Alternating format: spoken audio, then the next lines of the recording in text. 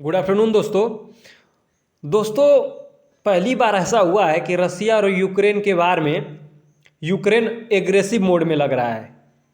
मैं ऐसा इसलिए कह रहा हूं क्योंकि उसने क्रीमिया ब्रिज पर विस्फोट कर दिया है, जिससे रूस गुस्से में आ गया है। क्रीमिया ब्रिज क्रीमिया ब्रिज के ठीक ऊपर कर्च रेलवे ब्रिज है। मतलब यह क्या करते हैं कि यह दोनों जो ब्रिज हैं वह एक रेलवे ब्रिज है और एक सड़क का मार्ग है। यह रूस को यूक्रेन से जोड़ते हैं। कुछ दोस्त सोच रहे होंगे कि क्रीमिया तो यूक्रेन का ही है, तो उसने वहाँ पर स्थित ब्रिज को क्यों उड़ाया।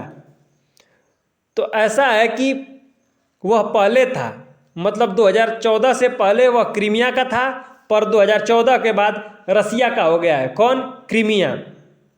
रसिया ने कब्जा कर लिया था और इसी के कारण रसिया को ग्रुप ऑफ 8 नेशन से हटा दिया गया था और वह ग्रुप ऑफ 7 नेशन बन गया था। ग्रुप ऑफ 8 नेशन जो होता है कि 8 अर्थव्यवस्थाओं का सबसे बड़ा देश था, जहां पर सबसे अमीर देश के जो होता है कि प्रतिनिधित्व रहते थे, ग्रुप था उस कंट्री का।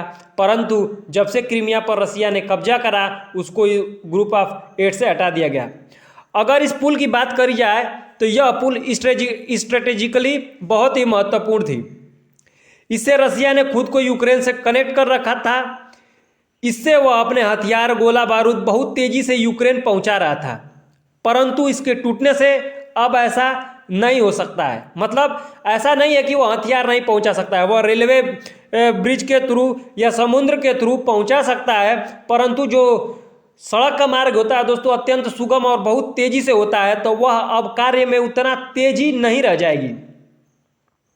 यह आपको याद रखना है कि यह ब्रिज के टूटने से रसिया की लगभग दोस्तों 40% जो तेजी थी अपने हथियारों को वहां पर ले जाने में, उसमें कमी आएगी। रसिया के लिए समस्या यह नहीं है कि उसका ब्रिज टूट गया है, समस्या यह है कि उसके अधिकार क्षेत्र में कोई दुश्मन देश का जासूस घुसा और वहां पर यह सब करने में कामयाब हो गया है। दोस्तों अगर आप न्यूज़ देख रहे होंगे या देखे होंगे तो आपने देखा होगा कि एक गाड़ी जा रही है, बेसिकली ट्रक है, उसमें जो होता है कि एक आदमी बैठा हुआ है और उसमें क्या हो रहा है कि वह तेल लेके जा रहा है और वह अचानक से क्या कर जा रही है, मतलब हथियारों का है तेल के साथ, तो वह क्या कर जा रही है, अचानक से विस्फोट कर जा रही है। मेरा ऐसा मानना है कि वह मैन बम था।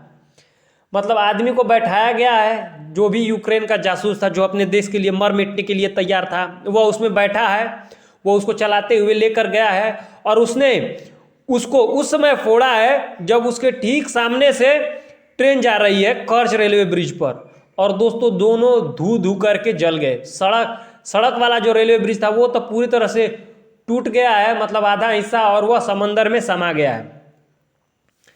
यह एक तरह से रसिया की साख पर बहुत बड़ी चुनौती है। मतलब यूक्रेन ने उसे बहुत बड़ी चोट दी है। मतलब ऐसे केसेस तो हम इंडिया में पहले देखते थे कि पाकिस्तानी आतंकवादी घुसकर इंडिया में ब्लास्ट करते थे, ऐसा इंडिया में पहले होता था, अब नहीं। और यह जो घटना हुई है वह रसिया का जो ब्रिज उड़ाया गया है, क्रीमिया ब्रिज को, जो रसिया द्वारा निर्मित था, वह पुतिन के बर्थडे के ठीक एक दिन बाद करा गया है। ठीक है। और जो यूक्रेन के अखबार हैं उन्होंने साफ साफ लिखा है कि यह आपको यूक्रेन से दिया गया गिफ्ट है। मतलब पुल उड़ाकर लिखा गया है कि हैप्पी बर्थडे पुतिन साहब, आपको जन्मदिन मुबारक हो। अगर दोस्तों पुल की बात करी जाए तो यह पुल 19 किलोमीटर लंबा है और इसकी लागत लगभग 21,000 करोड़ रुपए लगी थी। मतलब इसको बनाने में 21,000 करोड़ रुपया लगा था दोस्तों, केवल 19 किलोमीटर लंबा ब्रिज है। यह पुल रसिया के लिए एक सुगम मार्ग था, जिससे वह अपनी कैसी भी आवश्यकताओं को यूक्रेन बोले तो क्रीमिया तक आसानी से पहुंचा सकता था, क्योंकि क्रीमिया पर अब रसिया का ही कब्जा था, तो वहां तक अपने रसद, गोले, हथियार, बारूद जो होता है वह आसानी से पहुंचा सकता था। इस पुल का निर्माण 2014 में शुरू हुआ था और यह पुल 2018 से कार्य में लग गई थी, मतलब खोल दी गई थी, और इसका उद्घाटन स्वयं पुतिन ने गाड़ी में बैठकर करा था।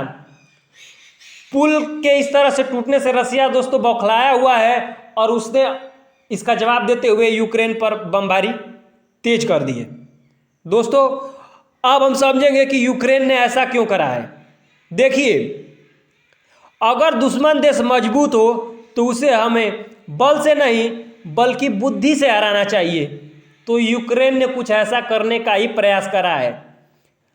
अगर आप लोग हिस्ट्री पढ़े होंगे तो आपको पता होगा कि अगर किसी भी देश की सेना को हराना है तो उसके रसद पहुंचने वाले मार्ग पर आक्रमण करके उसे नष्ट कर दो या उस पर कब्जा कर लो।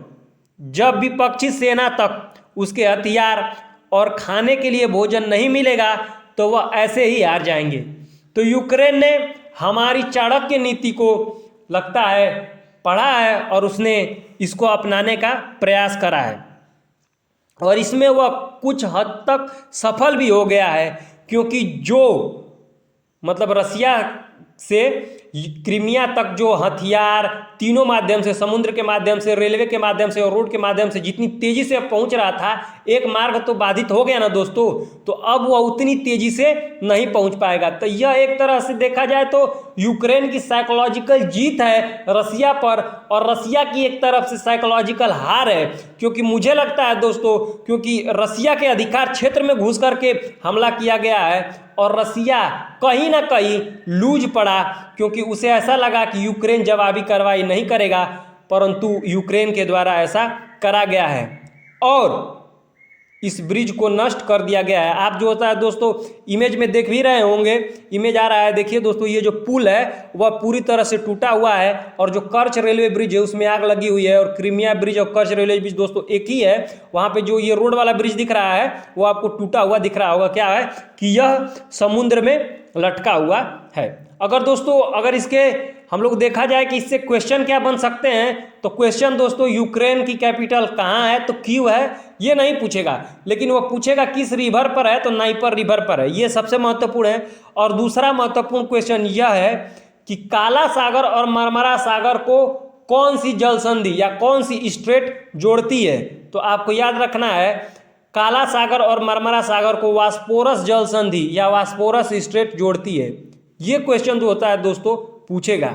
ठीक है दोस्तों, होप करता हूँ आपको विश्लेषण अच्छी लगी हो।